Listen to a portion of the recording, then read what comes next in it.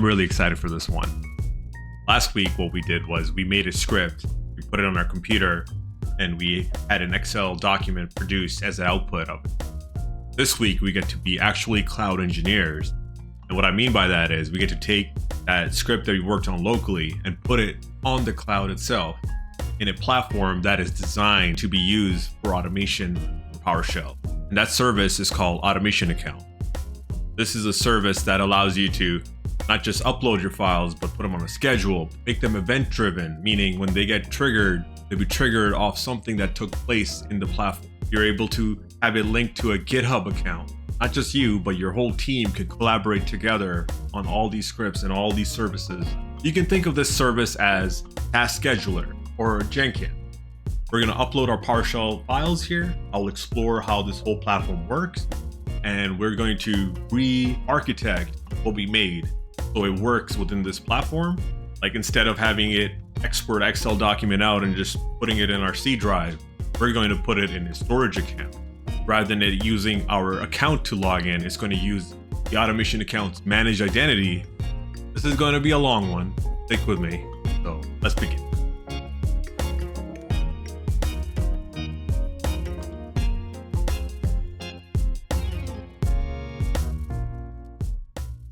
Okay, so I have my Azure environment open. So in my management subscription, I have a resource group already created for this. In that resource group, I'm going to create the automation. So when you go to the marketplace, you create a resource, all you do is type automation, and then it's the first one here with the gray icon. Click create. You pick a subscription and a resource group, which is already selected for me, and then you give it a name. So we'll give it Corpo as in our tenant name. Let's say automation account 001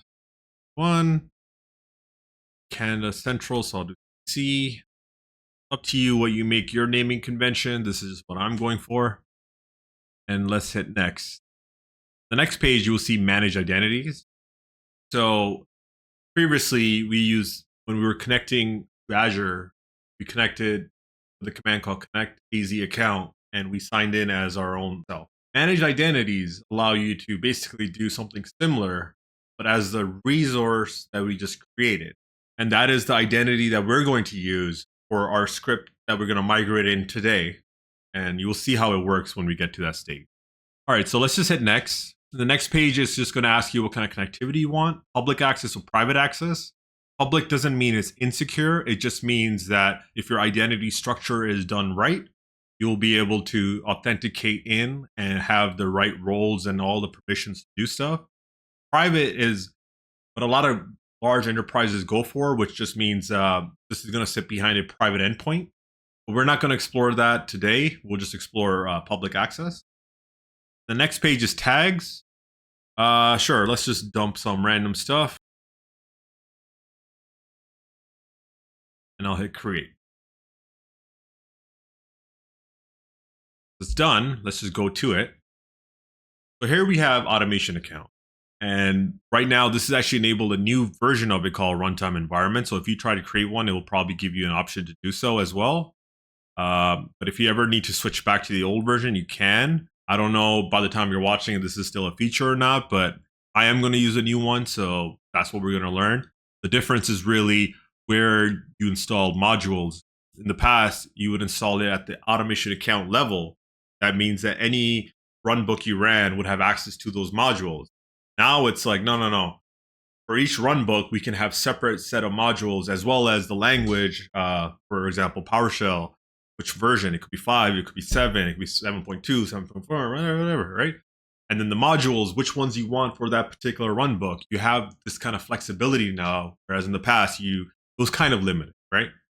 So in the side menu here, you'll see a whole bunch of options. Just click Runtime Environments. And you will see PowerShell 1.5.1, 7.1, 7.2, Python, blah, blah, blah. These are all the default system ones. We're going to create our own, because then you will see what I mean when I said module. So if I hit create, and let's call it Corpo PowerShell 7. So this is going to be for all our runbooks going forward. This is the runtime we're going to. And then it will ask you to pick a language. We'll say PowerShell. And then it'll ask you for a runtime version. I'll say 7.2. Sure. In the description, say corporate approved PowerShell package. Oh, sure, whatever. And what I mean by packages is when you go to the next page, this is where modules come in. On our computer, we had to install the AZ module. In this one, you actually see that it's present. And it's pretty easy to install. You could actually add a file. Or you could go to the gallery, which is linked to that same PowerShell gallery that we looked at last time, the website PowerShell Gallery. So I'll just click gallery, and then it will have a whole bunch of collections that we can look at. What I will look for is something we worked on last time, which is import Excel, which allowed us to basically make an Excel document, right, rather than a CSV file. And then you'll see it right here. This is the same one. If I go to the browser and type import Excel, we'll see it right here, right? It's by a person named Doug Finke, right here as well. We'll select that, and then we'll hit select at the bottom down here. And then it will add it to the list. We'll hit next. You can always add more later, so this is enough for now, right now. And we'll hit create. And it's done. You just hit refresh, and it will show up right there. So when we have our runbooks, we're going to say that it's going to run on this runtime environment. This section right here called Runbooks, when you open it, you will see some default runbooks here. This is basically where you upload your script. These are all essentially different scripts. And when we add our own, they'll show up here as different ones. And as you can see here, there's runtime environments. So if I select one of these ones that it comes with by default, just as a tutorial, you can say update runtime environment, and then you can select your runtime here and hit update, and it will change that. Now let me actually open this. When I open this, it's a new resource called Runbook. And if I hit start, it will actually start this Runbook. If I hit view, it will show me the code, which I can press here. And this is the code. You can see right here, this is how you connect to a managed identity. So in the past, we did connect AZ account, and then we just hit enter. Because we didn't provide anything else, it opened a browser and we put our username and password in. By putting dash identity, we're saying, hey, try to connect as the service that is running the code itself. So it's going to check what machine is it running on, and it's going to find out that it's actually running on automation account. And then it's going to check the permissions of the automation account. Can it sign in? Can it access all the files, et cetera, and just let you connect and do your work. And then if you go back, you may have noticed that this said with identity graphical, and then runbook type is graphical PowerShell. If I click this is going to be weird. And I click view. Okay, what is that? If I click one of these items, actually I'll have to edit. By the way, you can edit here as well. So if I hit edit and go edit portal, it will open the code itself. This is kind of like low code PowerShell environments. We're not really going to do this, but I just want to show you that this exists. I'm not interested in this. This is not for me, so I'm not going to work on that. But maybe if you go back to this one, I can kind of demo more about the aspects of it. So let's just open it. When I open it, you'll see on the side, we actually have a few sections.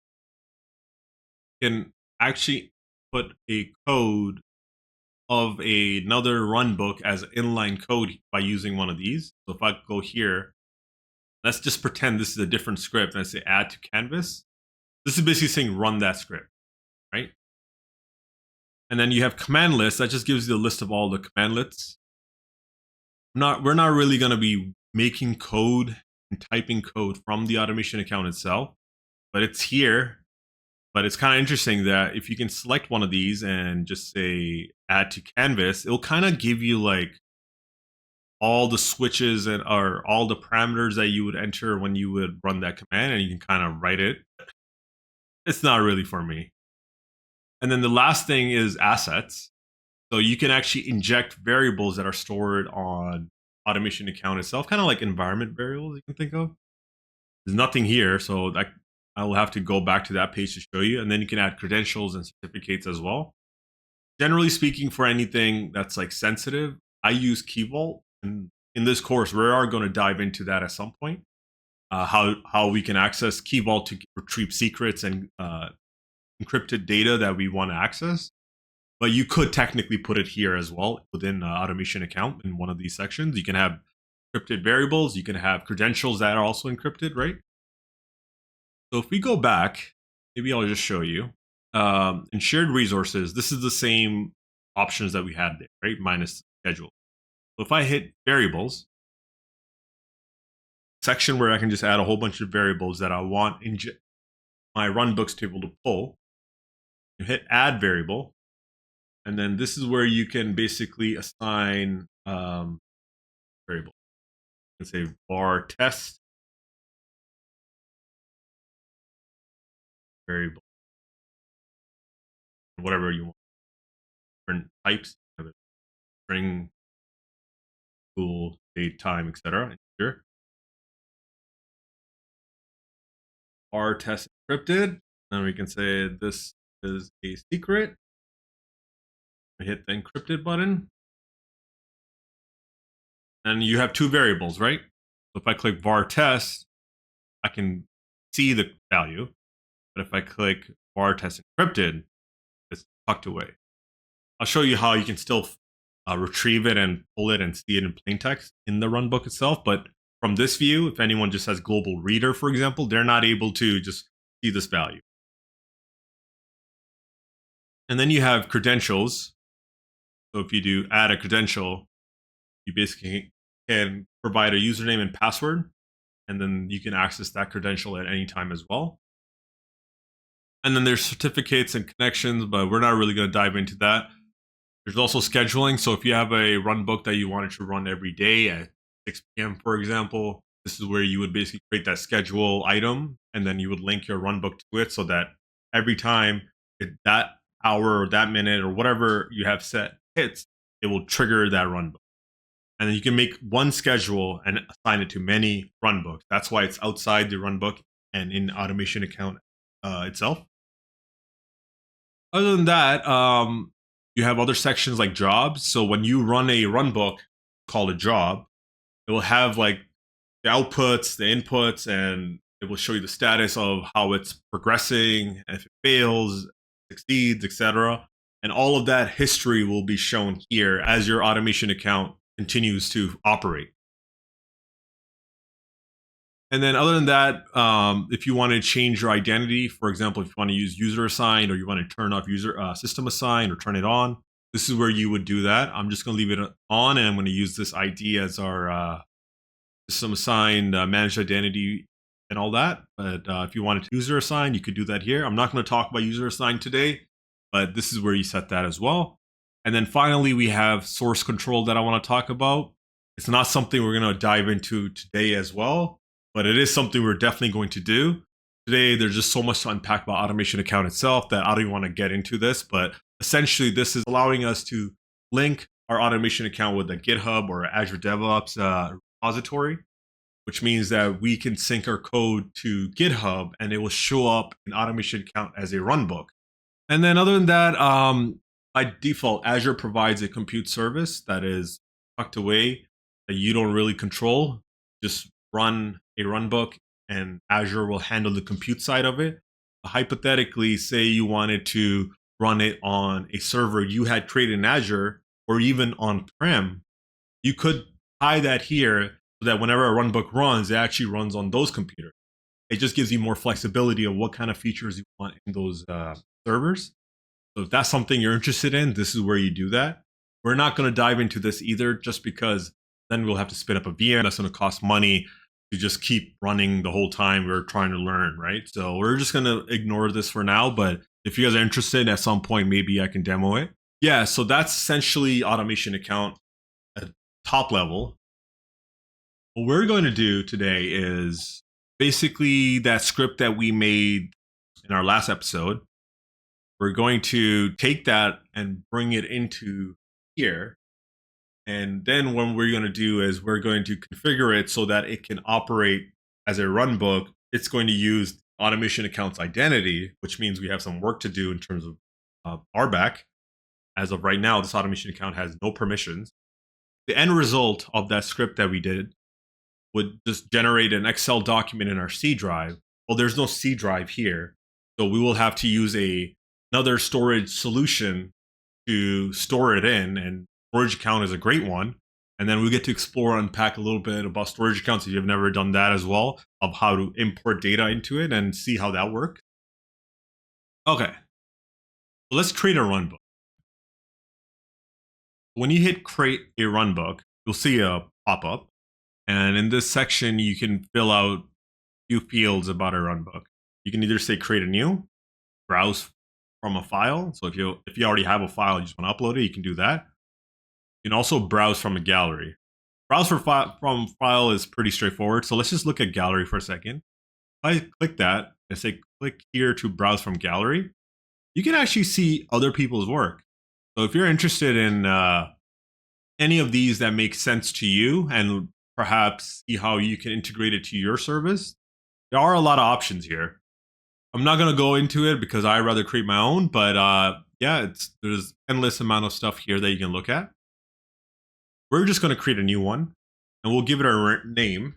So last time we just called it script 1, but I think we can give it a better name than that. So let's just give it something that kind of makes sense. I will call it report, because that's what we're extracting, right? So like everybody has like their own design choice of how they want to write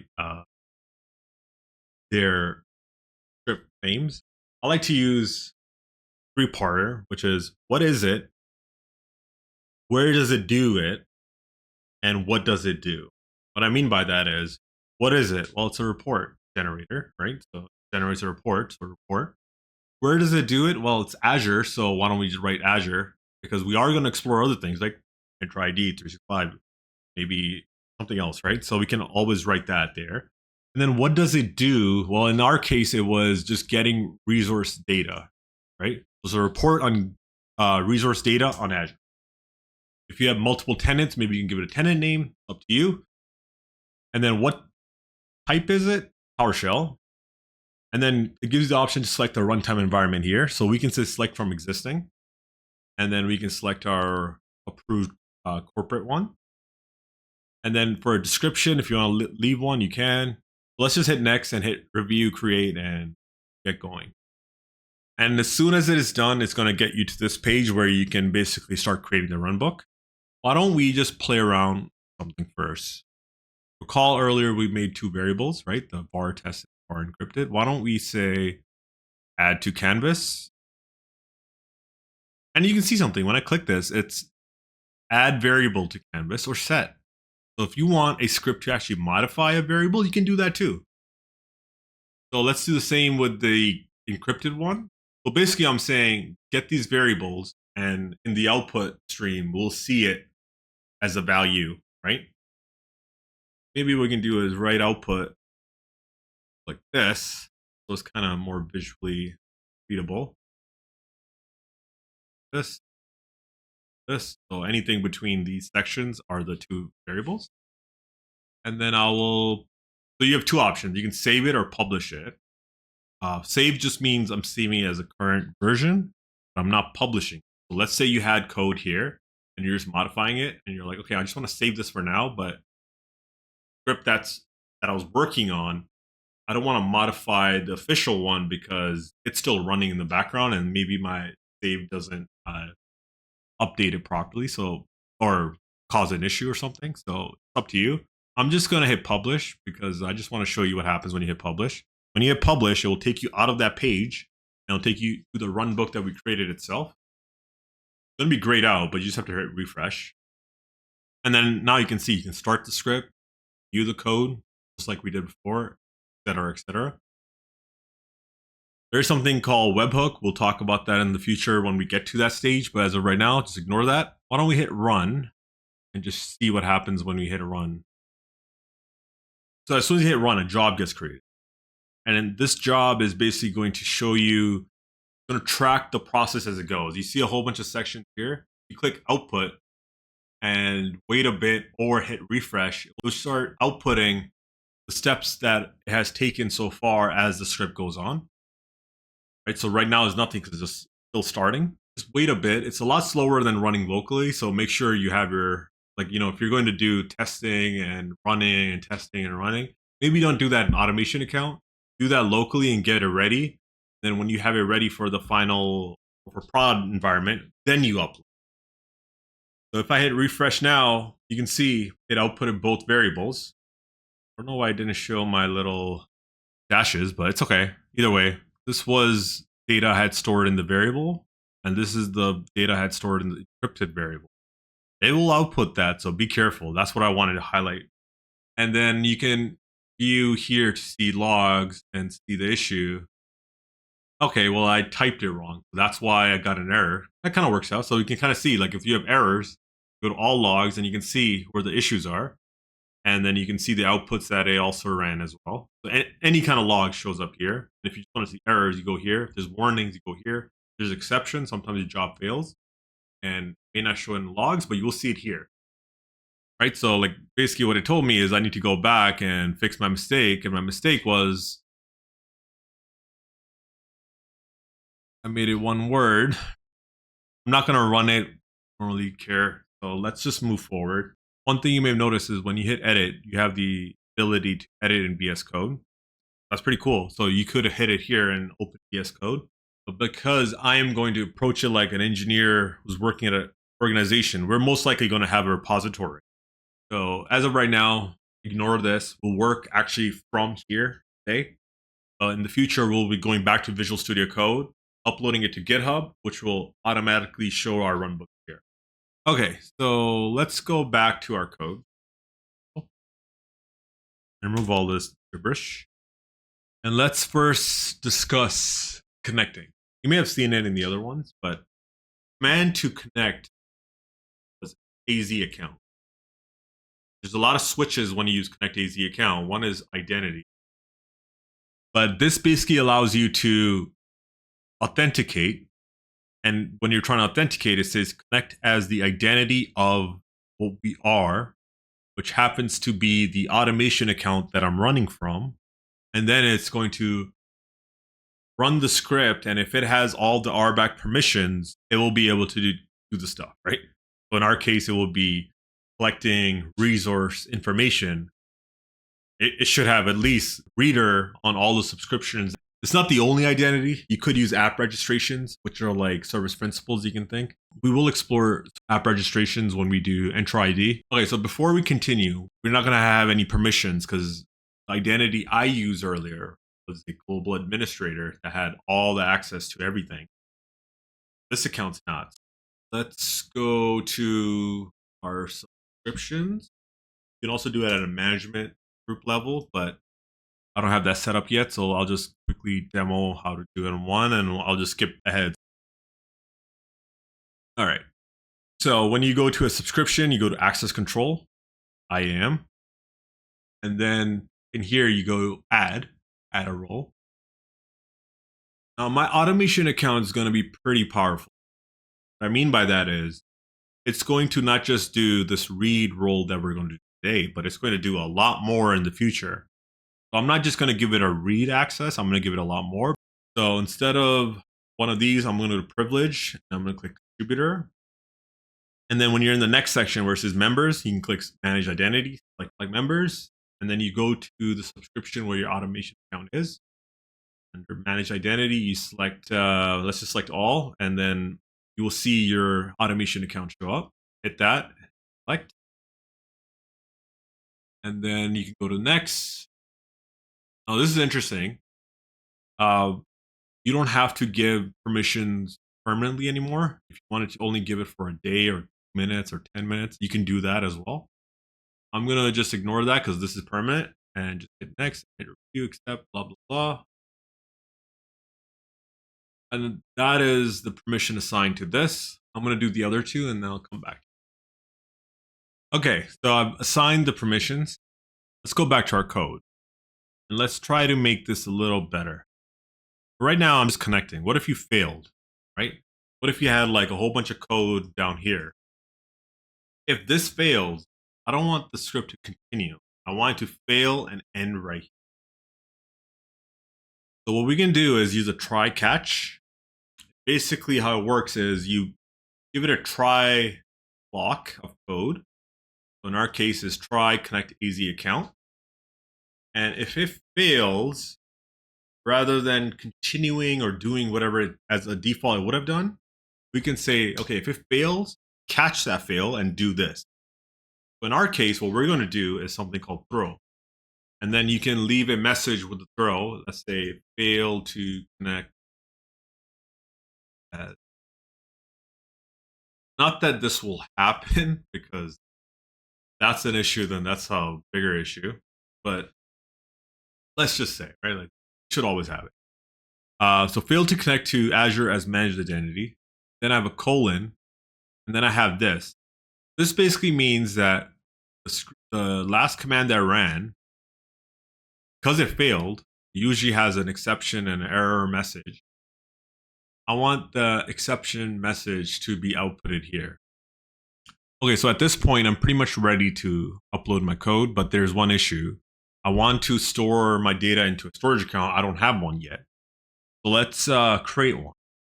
Now, this is a PowerShell course, so I think it's better if we start doing our stuff in Visual Studio Code. Pretty straightforward. So I'm just going to create a, I don't know, Scratch file. Let's just say PS1. So to create a storage account, well, first thing we always need to do is connect AZ account, right?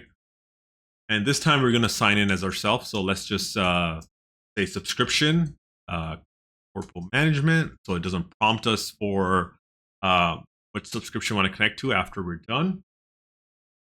Just run that now because we just want it to be connected. Sign in. That. Back. Okay. First thing we want to do is create a new storage account. The command for that is new. Let's say you didn't know, right? Let's just go back to that practice. Say create Azure storage account PowerShell, right? And then scroll to the section where you actually see a command. And then this command lid right here is the one we're going to use. It's called new AZ storage account. If I scroll down, it's going to give you the name and all the values, but we're just going to scroll down to examples. And let's just pick the first one. I'm going to copy that. All right, so we want to store it in a resource group. We want it to have a name, a location, a SKU, and then a TLS version. So what we can do is we can fill out all these fields. To go back and copy my resource group name that I'm going to have as my automation account. All right, so resource group name, that's what it is. And then the storage account name, let's say for SA for storage account, Corpo for my org, P001. Okay, let's do that. So basically, storage accounts are globally unique, meaning this has to be unique, not just your tenant, but across all tenants in all of Azure. And then to make matters worse, you can't use underscore, you can't use dashes, you can only use alphanumeric, not even capital letters. All right, so then the next section is location. Well, I just use Canada Central, so I'm going to continue that. And SKU name, I'm going to keep it, but I'm going to make it LRS. And just because I prefer this, I'm going to make all the. Okay, so we have that. Okay, while we're here, let me show you something else. What if this was like 10 different parameters? That would get pretty long, and then you would be scrolling to the right to read what it is. Not very clean, right? Well, you can use something called splatting if you haven't used that before. So basically what it works is rather than writing all this, you can put it in a hash table and just reference that hash table with a command, and it'll be a lot cleaner to read. So what you can do is @ so it's kind of weird. Use the @ sign, and then you give it a name that you want to use for the variable. I'm just going to call it parameters. And then what we can do is $param equals, how you do hash tables, @ sign, squiggly bracket, enter. In our case, we'll do resource group name equals this field, right? We can do name equals this, location equals central,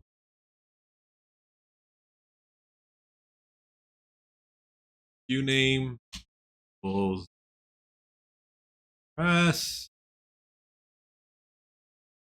LS version, LS.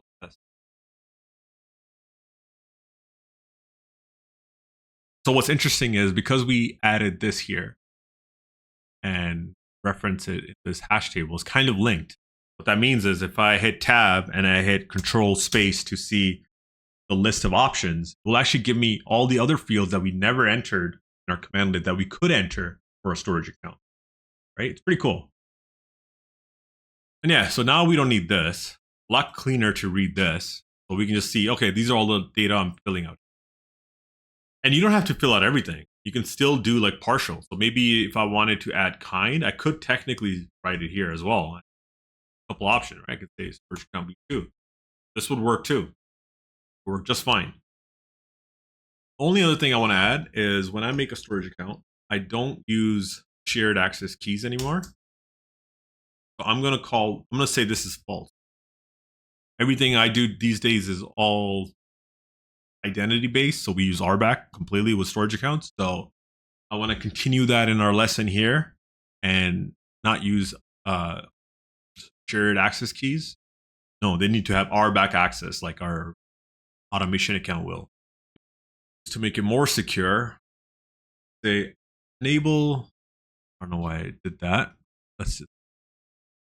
So enable HTTP traffic only, true. And lastly, let's say we wanted to add tags, right? The tags equals, and the way to do that is it's a hash table as well. So we'll type exactly like how we type params and fill out all this stuff. Do this and say cost center quotes because it has a dash equals 101, and then owner one equals whatever. Like I don't want to type, right? But you could technically type, the email here or to email here, etc. But if you're gonna type the same thing that's in the resource group and we are in PowerShell, rather than typing these manually, why don't we make this a little bit more intelligent? Where we say, man, get AZ resource group, and we say name or type this. Actually, not repeat. The RG name equals this. Reference this here, and then reference here. If I run this command, these two lines, I'll have a list of tags. And what I could do, since I have this variable, I don't actually have a variable, let's say RG equals. Now if I run this, I have this variable, RG. If I do RG tags, I have tags. I can just say tag equals RG tags, and then it will just add these values. A lot easier, right? Okay, so that will create our storage account. And why don't we run that? Created, great. In the future, if you ever wanted to make another storage account, well, now you have the code. So you can just change the number to another one or region or whatever else, and it will be able to create it without having to go in the portal and fill out all the form parts, right? Just to show you. Now, what we need is RBAC permissions for our automations accounts managed identity to be able to access this. And we have given our automation account contributor was able to access the storage account, even delete it. But in order to modify the data plane, it still needs additional RBAC roles. Now, I could just do it here, but where's the fun in that? Let's just go back to PowerShell and try to make it there. Okay, so with our code, I should really just make storage account name variable.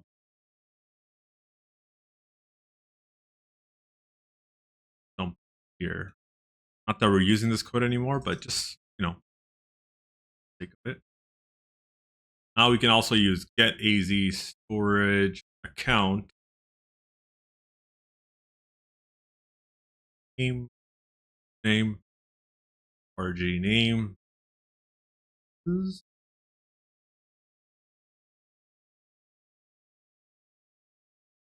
We do that. Now we can get the resource itself. I'm going to put that here for now. So in order to assign RBAC is new AZ role assignment. Again, you can always Google this. I'm not going to keep doing that every time going forward, but now you know how, right? So the things you really need is object ID. Let's just say ID. What else you need is a role definition name. That would be, actually, I can write this one. So what we really need is this role, storage blob data contributor. And then the target resource, which in this case is called scope. This is the resource ID. First part, object ID. This ID is what is it that needs the permission? In our case, it's the automation account. We go back to our automation account itself and we go to identity, system assign. You see an ID here. This is the object ID that we need.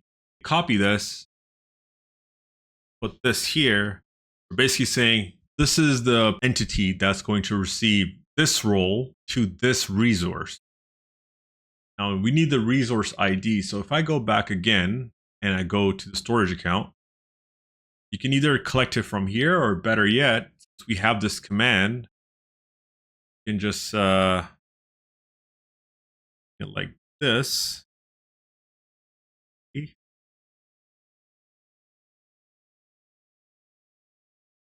Let's actually do that. Let's like the actual storage account in case we need it in other places. What we can do is say storage account.id. And if we run these two lines, it should assign the permission that we need. Okay, so that's been assigned. If we go back here and go to RBAC, you can either see the whole list or you can press check access and just type the automation account's name. It'll tell you all the permissions that that resource has for the storage account, and it has contributor and it has data blob, storage blob data contributor. Now it's able to not only access the storage account, but also interact with the data plane, meaning it can make containers, it can make blobs. So it's good to go in terms of what we're trying to achieve, which again is to be able to upload a file into here. Okay, moving forward, now that we have the permissions in place, why don't we create a container?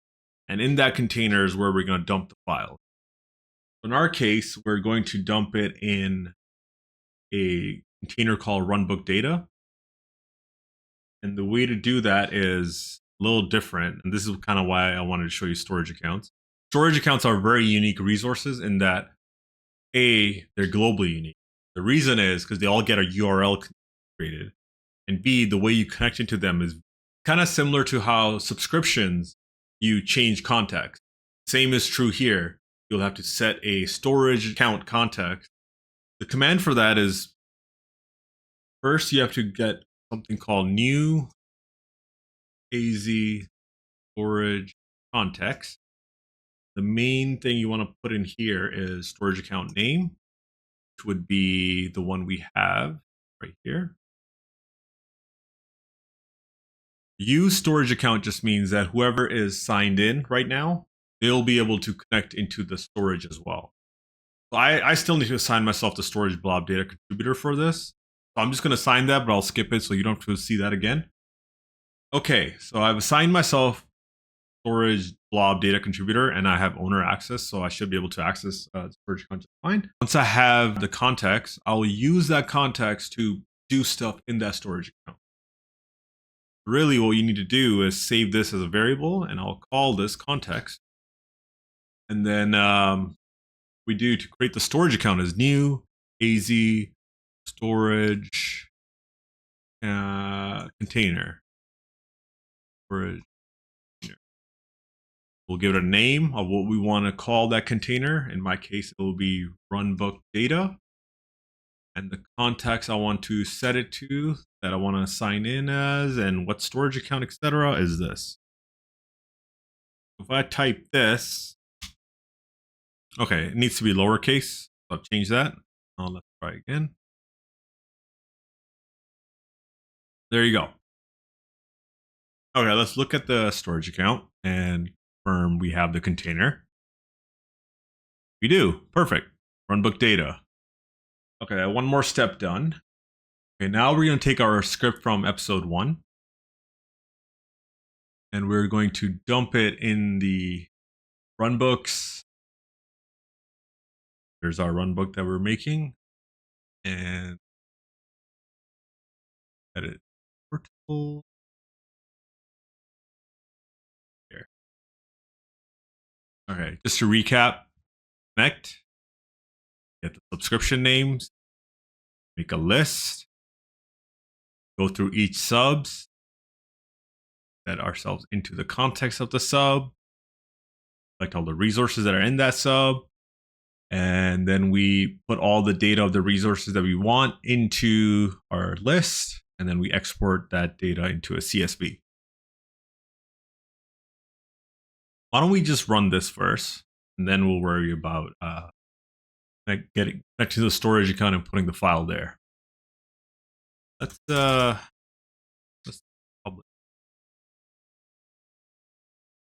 and run it. Now let's just look at the output and see what it will show for the data it's collecting about all the resources. Should work. Everything is in place. Okay. So here's all of our resources that we made in this environment. Perfect. Go to edit in portal. Okay, so what we really want to do is want to export Excel. Remember, we installed a module for this runtime environment, so we should be able to do that. And what we want to do is put it somewhere, so path, so somewhere. Then want to give it a worksheet name, I guess. Sure. Call it resources. Table name. Call that resources. Auto size. And table style. Call it like 10. So it's the orange one that we saw before. The path is going to be like the path plus name, right? This is where the name of the file is. Now the name, we want it to be unique every time this runs. So we need to make a format that every time this runs, it creates a brand new name. A good way to do that is to use date, including hours, time, seconds, so that even if it runs second by second, it's able to make a different file each time, right? So a good way to do that is, let's just do this quickly. Not too much time here. File name equals resource inventory date time. To get date time, what we really should use is get date command. That will give us a bunch of stuff about current time, for example. And then we can format it. I'm not going to go into this, like I said. Just want to move forward so we can focus on automation account itself. So you can format it like this. You'll see what that looks like when we deploy it. All right. Now I could put this as a variable and put it in here, but what's this? That will work. All right. The next is, okay, so this is creating a file name. Covered this part. But we also need a somewhere to put it. Right now we can't put it in a storage account. We need to have a file. So where do we put this file? In our computer, we could just put it in a C drive. But here, it seems a little more tricky, but it's actually interesting in that Automation Account do provide us with a temporary storage place. I think you can store up to 1 gigabyte in there. And we're just going to use that temporary folder that it has in there, put the file while the script is running, upload it somewhere else, and then clear it out from that temp. So the way to do that is, well, we need to make a file path. Temp folder is usually written like this, right? Like if I run this on my computer, for example, environment temp, it will show me my temp folder. Same will be true here, right? If we use this. What we can do is we can say file path equals this plus file name, make that folder here. This will make that path for us that we can then put it here.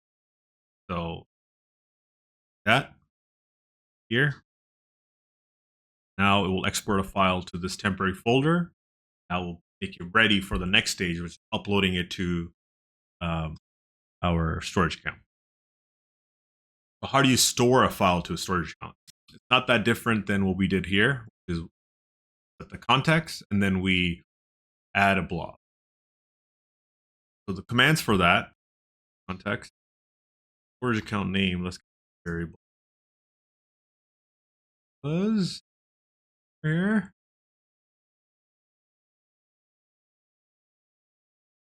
Storage account name. Next command to upload a file to a blob is set az storage blob content file path. The next switches for that is the container that we want to put it in. Container. This kind of sucks that we're working in automation account or writing our code. Again, this is the only time I'm going to do this. So the future we'll just use Visual Studio Code. Container name and then blob. The blob in here just means, okay, what do you want the file name to be? So we can actually use the same thing that we have here. If you wanted to give it a different name than this, you could, but it doesn't really make sense for us to do that. So we'll continue with this. And then you just provided the context, which is context added right before in the previous slide. And then we'll just force it in case there's any prompts. That. And then, yeah, that should do the trick.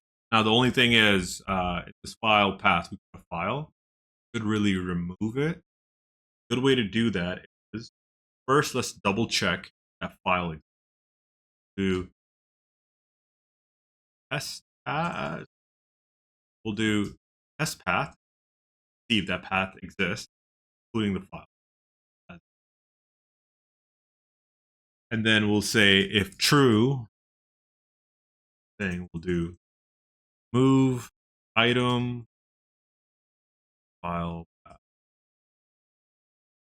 To delete that file. Okay, so we're going to connect to our thing, collect our data, make a file path, connect to a storage account, upload the file. And before I forget, let's also make sure add a container name.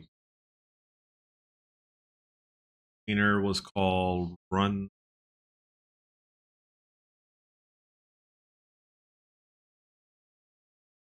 And run it. Okay, we got a whole bunch of outputs here. That is all related to the blob successfully uploading. We come back here to our container and hit refresh. There's the file. Perfect. Make sure it's actually accurate. So we'll click it and hit download. And open that file and make sure all the data is showing. There it is. We're able to collect data on our resources and upload it to a storage account. Great. Okay, so it works. Now just going back to our code, I think it's time we clean this up and just make it more professional.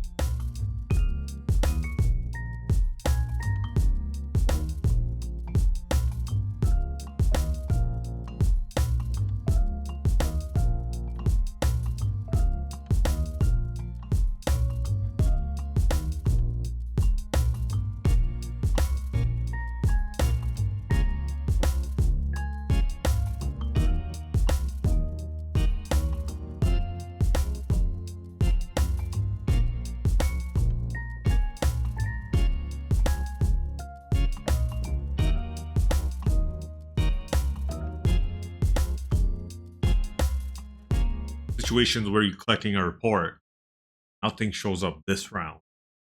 You don't want it to continue, right? So what we do is we collect this data. What if this data count is 0? We don't really do this if there's nothing. Right? What we can do is say this happens to be the case 0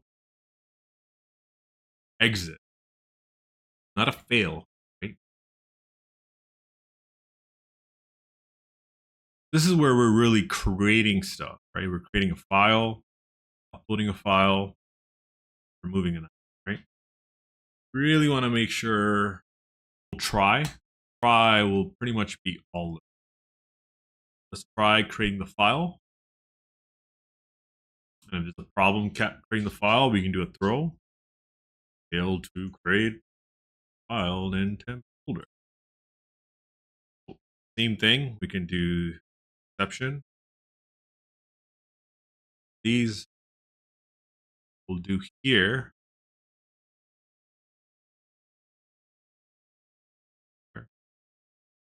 Try to do that. Throw. Finally block.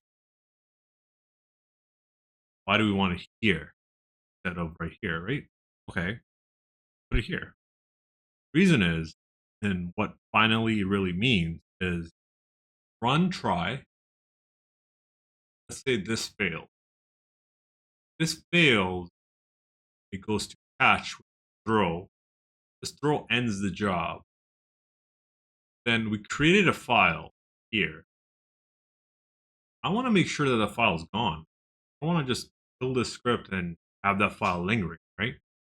Finally basically means that regardless of if try is a success or a fail, always going to run this. So this will run, fail here. It will do the throw, but then it will run this anyway.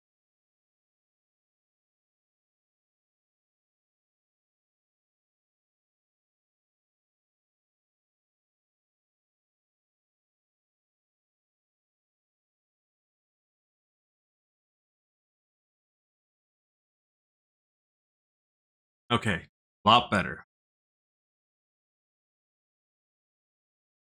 Publish it and run it again. Be a good test to see if we can make a new file with a different name. Okay, completed. Connected as the manager any of the automation account. Collecting data, resources, and all subscriptions. Resource found 21 script. Blob inventory, blah blah blah. Upload storage account. Cleaning up. Come back here. Hit refresh. There it is. Well, now maybe we just want to have it in a schedule. Okay. We can do that. I'll do an add schedule. Link to a schedule. Add a schedule. Occurring every day. This part really means that it's going to run every day. There's quite a few settings. You can set every month, every hour. But I'm just going to create it quickly before 12 hits. 15 minutes actually. And then there's other settings here. Really can't do anything right now because we're not working with parameters nor hybrid workers. But if you add those settings, you set those. And yeah, okay, we'll just press OK. And now our Runbook is linked to the schedule. Okay, right on time, 12 o'clock. It's queued.